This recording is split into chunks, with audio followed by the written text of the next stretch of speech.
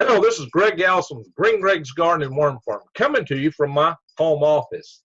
Today I'm going to talk to you about a subject that's very thought-provoking. The question at hand is, what happens when technology proliferates to the point that you have, in essence, a nuke in every pot? A nuke in every pot. Can technology proliferate to this point? And what does it mean? I'm going to show you what technological proliferation can do. And I can show you in this video where we've been 20 years ago. And you're going to be mind-boggled by the whole thing. But on top of that, the key thing, the takeaway from this is, in order for our civilization to survive and stay out of the hive, we're going to have to learn how to get along with each other. And person to person, we got to learn how to pull down the hatred, get rid of the hatreds, and get along with each other in our world. That is the only way we're going to make it or become a hive mind society, which is not even existent in my opinion. You're just a robot. There's no purpose in living in such a society. And I say there's no need for that, although I'm sure there's some that would love to see us in that kind of condition. That said, let's go straight forward here. A nuke in every pot. What the heck do you mean by that, Greg? A nuke in every pot. Well, we're talking about technological proliferation. Hey guys, I'm not the prophet of doom, but you know what? We could get there real soon if we don't watch ourselves. You may have seen I've done presentations in the past about electromagnetic pulse, and I've hinted a little bit in those presentations about what small groups could accomplish. So you don't have to bring that technology of a nuke in every pot down to each and every individual. But back in the 90s, in 1994, I started a program to launch hybrid rockets from high-altitude balloons with the Huntsville, Alabama L5 Society, a small organization, a local chapter of the National Space Society, a small nonprofit. So here we were working out of a garage, just a handful of guys working part-time. What we were doing was developing a rocket that could hit space, launch from a balloon out of a garage. Back in the 1950s, it took a superpower to have such aspirations. In fact, we didn't do this for some time. So it wasn't, we were 40 years ahead of that, not much more than 40 years, hardly 40 years.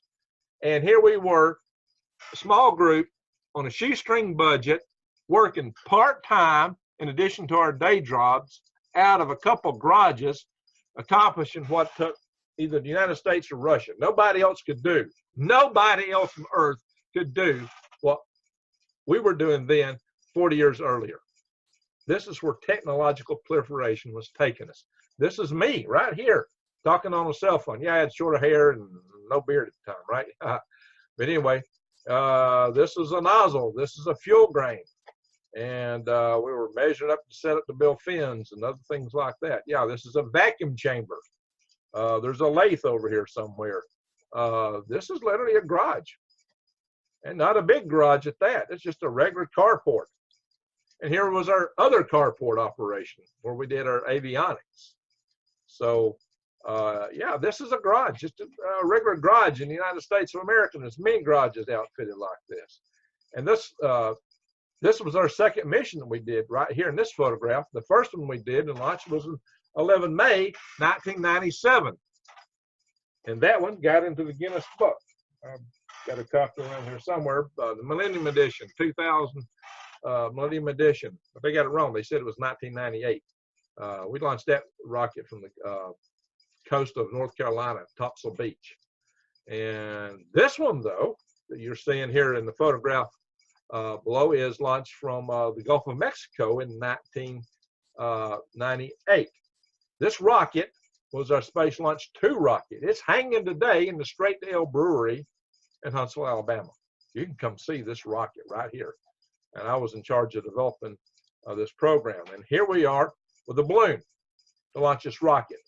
This is our second space launch mission. Here we are doing yet another space launch mission with a we spun off a little company, the High Altitude Research Corporation. But again, just a handful of guys working out of a garage, the same kind of stuff, part-time in addition to day jobs. Small little hybrid fuel grain for this, and an oxidizer tank, which was actually a fire extinguisher tank. And in this case, this was our remote piloted vehicle. Yeah, what's called an unmanned aerial system these days, a UAS, RPV, remote piloted vehicle. There's many names for these things. This is a pitot tube. This is where the camera was. This is the avionics bay right here. The fuel, this motor slipped up inside here. Here's control surface, ailerons to run this thing. And here's our subscale model that we launched many times to develop flight worthiness with and get our controls worked out from a bungee cord, 300-foot long bungee cord. And here we are with a ground launch rocket power test of that same model. And I still got the remains of this in my garage. This is the one we launched out of the Gulf of Mexico on a balloon in 1998. Oh yeah, we did 2 missions in 1998. Well, we just picked the pace up. Well, we did the HAL 5 nonprofit mission and we did our HART mission, 1998. And this little tuft of blondish hair down there. Yeah, my hair's blonde, not gray. My beard's gray. That's me, right there. Yeah, my hair was shorter. And that's our balloon launch return vehicle. It's a cold gas system to orient it under the balloon so we could point it however we wanted. This is a boat called the C. Michael Calais. That's a different boat than the other boat. And this is yet another boat, Mr. Offshore, 2 years later in the Gulf of Mexico again. This is a 17.5-foot long cat's prize rocket we developed. So golly gee, we developed our own avionics too, because back then we didn't have the conveniences of these little cell phones with all their little directional capabilities that know everything about where they're at and which way they're pointed and GPS and cameras and video. We didn't have all this stuff available, but we did one up on top of that, something even that phone don't do, or at least for this time. We figured out how, with a small group of guys working part-time, in addition to all the rocket stuff we were doing, we figured out how to defeat the COCOM limit so that we could use a civilian GPS to track our rocket. So the GPS had COCOM limits, which basically said if you were going above a certain altitude or a certain velocity, it wouldn't report your positional data. We found a way around it on a shoestring budget. This is something that other nations with lots of engineers and lots more money than we had weren't supposed to be able to do. Give me a break. Technology proliferates, right? That's the whole point of what I'm saying here. This is our uplink avionics module for launching it. We built 4 ground stations all on a shoestring budget. You see that high altitude pulse area? That's what can give you this, an EMP. What we were doing 20 years ago was delivery mechanisms that somebody could develop something like this. It could have taken out the entire United States if they'd had the nuclear device. Now, gee, we didn't have a nuclear device. But suffice it to say that there are such devices that are out there, and it's been rumored there's a lot of backpack devices that are missing. I hope that rumor is false, but this was what the Russians said when the Soviet Union fell apart. They said, well, they'd planted these devices in the United States covertly, and that 80 of them were missing. And, you know, is that true? I don't know. Of course, the triggers wouldn't be any good today, but triggers aren't necessarily the hardest thing to develop for these things. So, gee, if a small group could have defeated the COCOM limits of a satellite, I imagine somebody could figure out how to build new triggers, because those things do burn out over time. So the thing is, what's available, what could be done, could be scary indeed. You say, Greg, come on. Yeah, okay, so y'all developed a balloon launch rocket. That's not a weapon of mass destruction. How's anybody going to develop a weapon of mass destruction? Well, there's like to suggest there's more than one way to have a weapon of mass destruction. It's not just nuclear devices. And I'm using the nuke as a kind of a euphemism or a way of talking about a level of capability that could be a mind-boggling threat to our world or civilization. So let's look at this. I'm going to pull up. And this is from The Guardian. And the date for this was 2002, this article was written July the 12th, 2002. My gosh, Greg, that's almost 20 years ago, 17 years ago, right? Yes. And what's this article talking? U.S. scientist creates polio virus with mail order chemicals. Hey, the guy had the genome publicly available, and he ordered the constituents through the mail to build this virus, and he created it. This was almost 20 years ago, back just right after we finished launching our Raccoon missions. This is 2002. That's 2 years after our last Raccoon mission.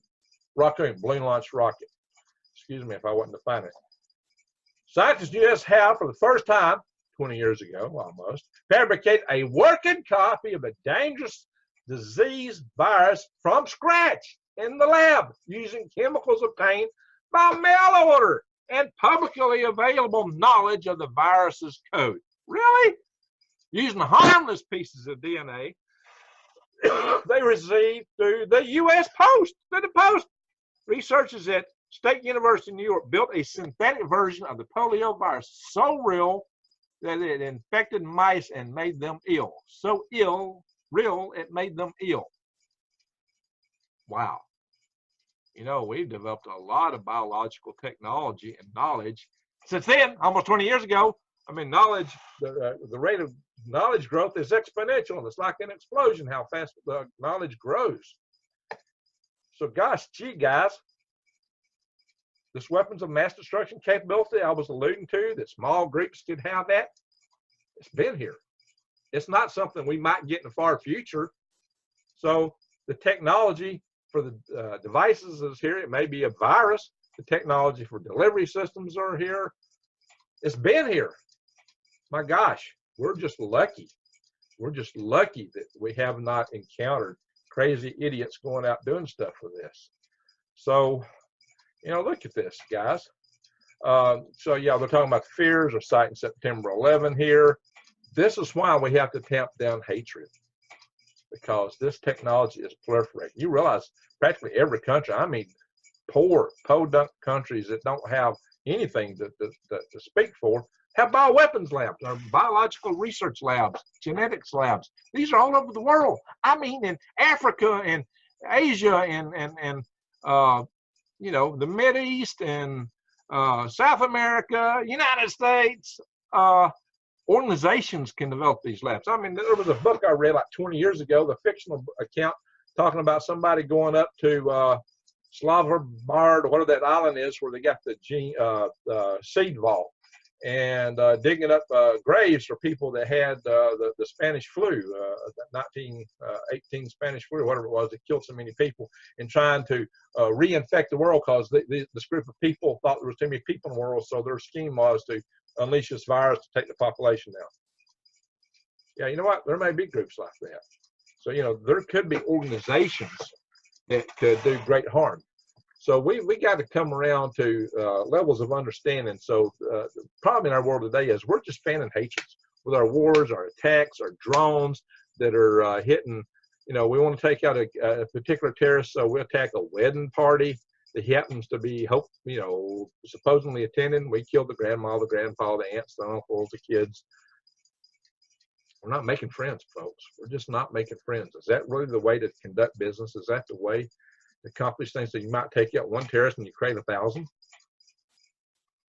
Literally, you kill one man, but 1,000 is going to hate you for it. Maybe 10,000, or maybe a whole country, because that's going to just incinerate. How would we feel if another country sent a missile here and attacked a wedding party in New York City, or in Minneapolis, Minnesota, or in, you know, Duluth, you know, any place, any city? How would we feel about that? Oh, I'm not picking on these cities. Forgive me if that's what you're thinking. How would we feel about that? We would be incensed. You know, we'd be chomping the bit, God, destroy them all, bomb them, bomb them. You know what we'd be doing? Well, how do you think they feel? Yeah, so we're always right about everything, right? We're always in the right. That's what people think. Are we? Are we really? You know, does it really matter in the end? What happens when everybody hates each other and this kind of technology proliferates? How good does it do to be right when you're dead? With this kind of hatred, it leads to everybody killing each other. It gets to be easy to do. See, there was something else I want to show you. This movie, created in 1956, called The Forbidden Planet. In The Forbidden Planet, a crew was sent to Altair 4 for a rescue party for a mission that had gone there 20 years earlier. And they were warned off, told not to land there. Well, it turns out there's a scientist there, Morbius, who's is investigating a fallen civilization known as the Krill. And it's just, there's a huge vast, on the surface of the planet, it's barren, like Mars. But underneath, there's tunnels and an entire, the whole planet inside is just mined out, and with all kind of aspects of civilization, power systems, 9,200 high-powered thermonuclear reactors. Thermonuclear means hydrogen, not the atom stuff we got. It's like fusion reactors.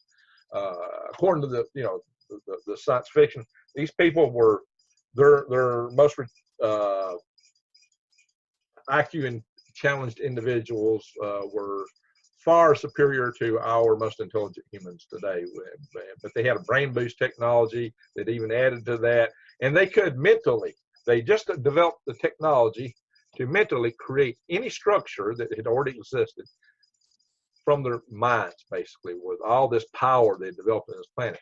And as soon as this technology come online, the people wiped themselves out overnight. Because as the individuals went to sleep, the monsters of the id turned loose, and the civilization wiped itself out instantly. Interesting, but that kind of created a big context for the question I'm asking. And people were thinking, somebody was thinking about this in 1956 when they made the movie The Forbidden Planet. But what I submit is it does not take that level of technology to get you to that level of capability. And in fact, the technology exists. And in fact, that technology is proliferating and spreading. You've got to realize there's people, educated people all over the world in every country that know how to do what this doctor and these guys at this university I just showed you here in this example, what they were doing. Oh, this thing's going to come up. At the State University of New York in 2002. People all over the world already know how to do this, and more today, and more. We're talking about publicly available genes, publicly available particles, molecules, publicly available knowledge and genomes.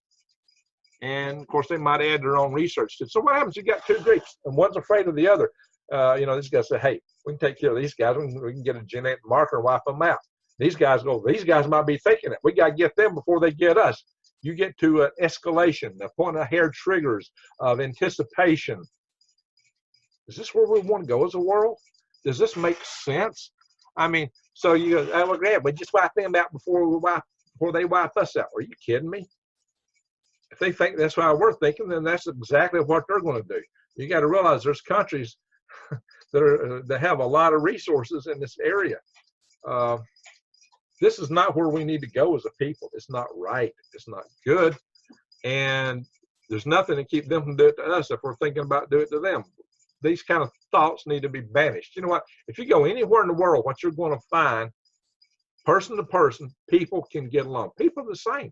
I don't care whether you're in Africa, whether you're in China, whether you're in Russia, or even Alabama.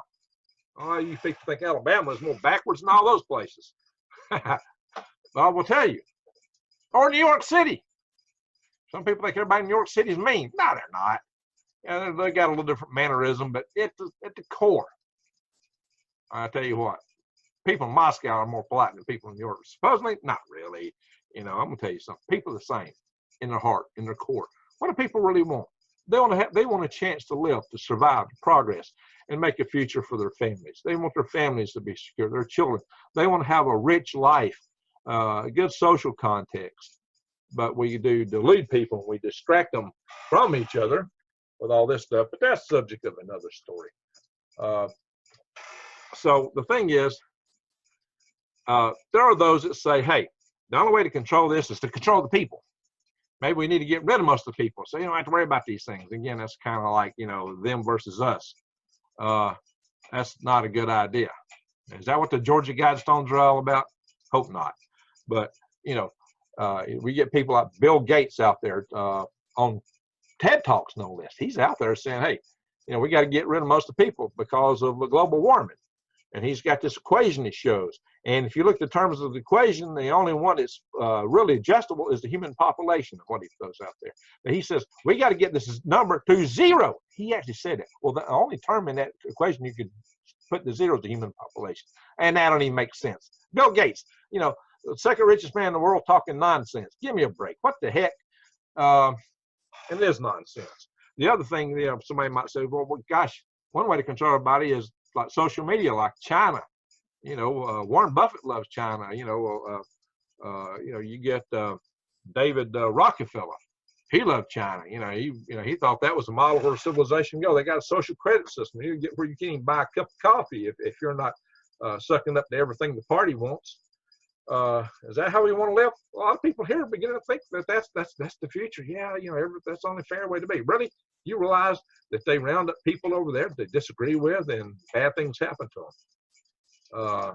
No, you know, and even more. Well, you know, some people might think, well, that's not enough control. People will still come up with this technology, so we got to put an implant in their head and try to lure them into this implant by creating it as such. It's going to be like social media on steroids. You know, you take this thing, multiply it by 1,000,000, and stick it in here, and you can have all the experiences without any. You don't even have to touch any of this stuff. Everything's projected on your visual cortex inside your head. You don't need a dashboard in your car. You won't need a stereo or a TV in your house. It all goes. Beep.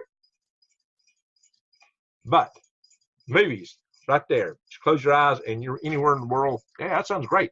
Work. They identify you immediately. You don't even have to touch a computer to keyboard. You just think your documents, right? You know what? If it weren't for control, that might be a cool thing. Maybe we'll figure out how to make it cool. Where they, I don't know. But the problem is hackers can hack anything. Anything. There's nothing they can't hack. Especially if it's in a network. Even out of the network, they can hack stuff. So, you really trust that? I really think we need free range people. How do you have free range people? You know what? Like I said, person to person, human beings want to get along. They don't want a future of fighting and warfare. They fight when they feel threatened. So we got to tamp, but we fan the fans of hatred. We fan the flames of hatred every day in the world. We've got to tamp that down. We've got to find another way to reach out, person to person. And it may mean that we disempower these large organizations, the nation states and other social organizations that promote hatred. Hatred is wrong because people are people. At the core, most of us, sociopaths aside, are the same. And the sociopaths, you know, they say crap floats, right? Well, that's what happens in society, maybe, and government and things like that. People who seek power, desire power, tend to be sociopathic, and they tend to be smart, unfortunately, and they tend to float up in the control mechanisms of these organizations. The scariest thing is that absolute power is one of the scariest things that you can have. Power corrupts, and absolute power corrupts absolutely, according to Lord Acton. This is not what we want, and we don't want it in some big global network where there's nowhere to get away from. You know, what we need, the ultimate government is what humanity knew for thousands of years. And I think it's really the type of government we mostly need, although you got to have some kind of international control since we trade internationally. And we'll have internet around the world, things like that. But we need to tamp it down. What we really need is like tribal government. And we just need to learn to get along, person to person. But we need community. That's why I said we need tribal government. We need more sense of community, not separation and division like these devices really bring to us. We need to be able to get along as individuals. But the main thing, the real message of this video is this.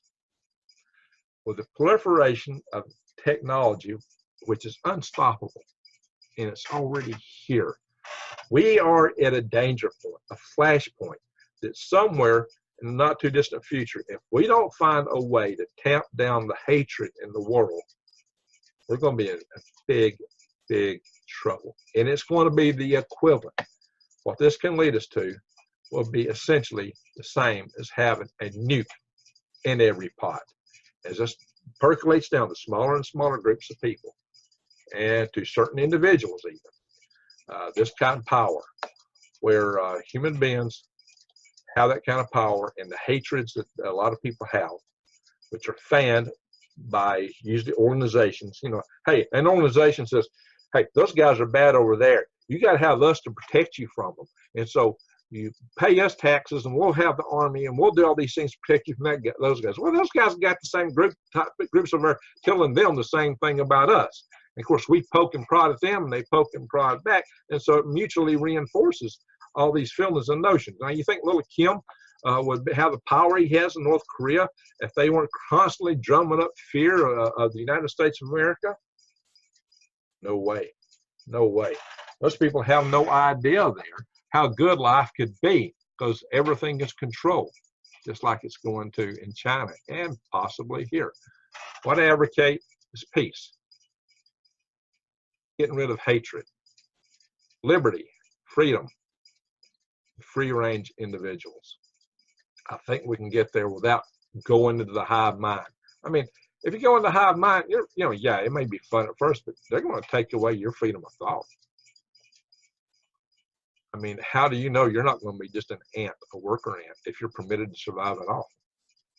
Completely controlled. How do you know? Yeah, there's a slippery slope there that you can slide into. All it takes is, they get it in you, and then suddenly they got the back door to the systems, and they just take over. You don't even know it. Boom. You've lost all your freedom. You've lost your mind. You've lost yourself. You've lost your soul. You're not human anymore. You are a biological robot. Is that where we want to go? Is that possible? This is conjecture. You might consider this a live action role playing session, a LARP session, for Pete's sake. But I still come back to the simple point that if we don't make inroads into making peace with each other as individuals, if we don't start tamping down the hatred in this world, we're in for a lot of trouble. Now, hey, in my videos, I do cover how to survive in bad situations as a big part of what this channel covers. But I really would hope that the first order of dealing with bad situations is stop it, prevent it. Let's keep it from happening. That's why I talk about power grid defense. I don't want to see the grid go down. I want to see us keep it running. I don't want to see us have to use these things, except for maybe you want to go camping out and have fun. How about that? Then you want to eat some wild apples. You know what? It's fun to eat wild apples. It's fun to do some of this stuff. And you can grow your own garden for your own health purposes. But, we do have a lot of challenges in forests. The grid may go down. Our society may collapse. These kind of weapons might be unleashed upon us if the technology keeps, moving and percolating down to more and more organizations that have these feelings of hatred that might be inclined to act upon them. Let's hope that don't happen. Let's hope we take away the inclinations to act. But there have been organizations that have been acting in very hateful manners all over the world. Look at the organization ISIS, how they destroyed the heritage of their own countries, blowing up ancient monuments and all the things they've done. They were even claiming that they needed to tear down the pyramids and the Sphinx in Egypt. That was one of the claims they made. Was holy smoke. Well, people get certain ideas in their head. But, okay, I've said enough. I've beat on this drum. It may be a hard pill to swallow. It may be hard for some of you to digest and to understand and appreciate. But the bottom line is, and what harm can come from, let's just learn to get along. Let's try to make peace with each other as human beings. Let's get around these, and let's tell these organizations that when we see that they're just really fanning the flames, let's say, hey, tamp it down. Find another approach. I do believe in defense. I do believe that, you've got to defend yourself. You have to defend your family. I'm big on that, really. But offense, you got to only use it when it is defense. And yeah, there's some people out there who will justify anything. And a lot of what they do and promote is fanning the flames of hatred. We've got to get out of that. There's good people in every pocket and corner of this planet. They come in every color, shape, and fashion you can imagine. And their hearts are human beings. They have the mind of a human being. They have a soul. They have family. They have kids, parents, aunts, uncles. They're like you. your family, my family. Hey, they're not like us. In their core, they really are. They really are. You know, when I was in Russia, walking around in 2010, I was thinking, my God, why would I want to nuke these people? They're nice people. Why would they want to nuke us? At the people there at the person level, they don't. They don't. They don't think that way. When I was in college, my main study buddy was from Tehran. And I was thinking, wow, just a few years earlier, I was packed up and at Fort Bragg, all my stuff, gear was at Pope Air Force Base, ready to be loaded on a plane to go for that hostage rescue. You know, oh, I'm glad we didn't do that. I wasn't a part of that because they decided to do a scaled down thing, and it was a total fiasco because the military didn't have the spare parts needed to operate at the time. Yeah, I do believe in correct preparedness, but I also believe that you wield strength responsibly. You don't just go bashing around with it, making hatred in the world, and we're doing a lot of that today. So again, you know, but why? Because power corrupts, and absolute power corrupts absolute, and we've given a lot of absolute power to a lot of people that don't deserve to have it. They don't know how to wield it because they're sociopaths. So we need to find ways to tap it down and take some of that power away from the sociopathic people. And no political party has a monopoly on it. They're equally spread in all the political parties. You find them in corporations and the tops of many organizations, sociopathic people. And organizations at the top are often sociopathic because that's just the way they've got twisted, the way they justify their means. So at the ground level, the working level in these organizations, you got a lot of good people in every agency, no matter in every whatever they are. So let's find a way to get along. That's my bottom line. I don't have all the answers yet, but you know, we have to start building communities, and as individuals reaching out to each other and reaching out to people in other countries and places and say, hey, let's be friends. Let's be pals. Let's get along. Let's get through this hatred. And when you find an organization of people that think differently, why can't we talk things through? You know, just integrate with me off of his head. You know, is that the way everybody can think? How far do we get a society with that kind of attitude? Can you break through that? I don't know. That may be our biggest challenge. Can we get there? We better hope so, because if we don't, it could be in for a sad future. So it might be either we're all gone, a few preppers survive, or maybe some of us escape out to space and we have eggs in other baskets other than planet Earth. And also promote space development, have admittedly for decades. That's why I was building those rockets, among other things. So think about it. Let's work towards solutions. That's what I'm going to ask each and every one of you to consider. Let's try to solve these problems, and let's try not to be the problem, not be part of the problem, but part of the solution. I really believe this is what we can do. Let's dedicate our lives to it and making this world a better place. And it starts with you and me, and it starts right here in our hearts. The real answer to the world's problems is love. Love thy fellow man, love thy neighbor, and as you would thyself. That is the real answer. And you can love people from any part of the world, and they can love you back in the same fashion. And I'm talking true love, you know, like your puppy has for you, not unconditional love, not, you know, the other fashions of it. We've got to come to peace. And so think about how you can be part of the solution and not part of the problem. And let's fix it. And by the way, check my links below. Support this channel. And I thank you for watching. I know I've rambled on, but I want to drive this message home. Thank you.